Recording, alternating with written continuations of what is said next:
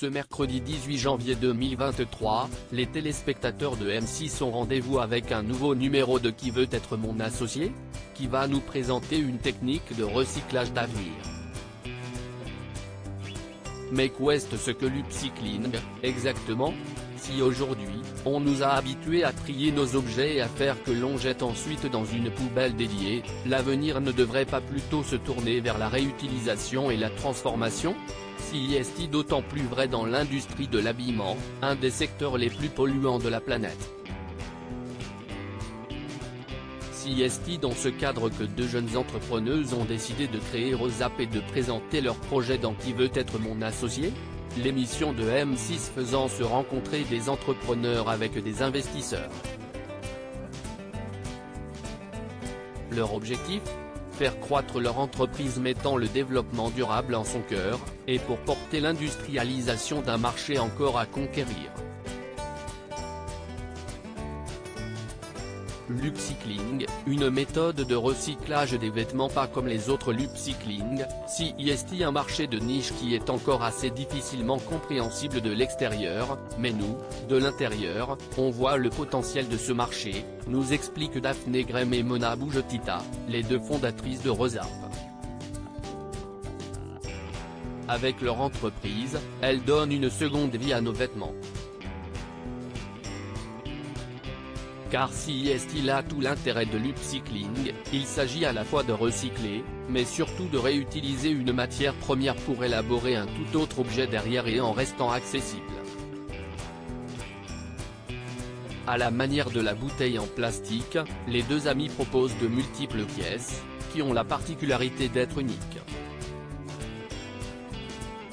Car si le patron du vêtement, lui, est toujours le même, la matière utilisée changera en fonction des stocks disponibles. Plusieurs morceaux de jeans sont ainsi utilisés pour des vestes ou de nouveaux pantalons par exemple, les couleurs diffèrent en fonction de ce que nous avons. On veut devenir le leader européen de l'upcycling ainsi, dans les multiples pièces disponibles chez Rosap, il n'y en a pas une pareille, ou de la même couleur, ou bien avec les mêmes traces d'usure. Si ce qui fait la spécificité de l'upcycling, et donc son potentiel intérêt pour les investisseurs de Qui veut être mon associé? En outre, cela offre des perspectives écologiques et de développement forts. Aujourd'hui, à l'instant T, on croit et on est persuadé que si est une solution d'avenir.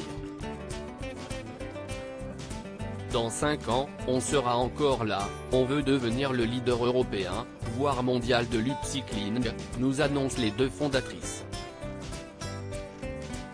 Les jeunes femmes ont la particularité de s'être faites toutes seules, à l'instar de l'un des investisseurs de l'émission, Anthony Bourbon. On connaissait les investisseurs de l'émission de nom, mais on ne les avait jamais rencontrés, mais j'ai un peu suivi Anthony Bourbon car c'était un parcours qui me parlait, le fait que ce soit un self-made man, qu'il a vraiment appris tout seul. Moi en tout cas, en tant qu'entrepreneuse, si est un parcours qui m'inspirait beaucoup. Arriveront-elles à convaincre le jury? Rendez-vous ce mercredi 18 janvier à 21h10 sur M6. À lire aussi Audience Qui veut être mon associé? Meilleur lancement historique pour la saison 3 sur M6.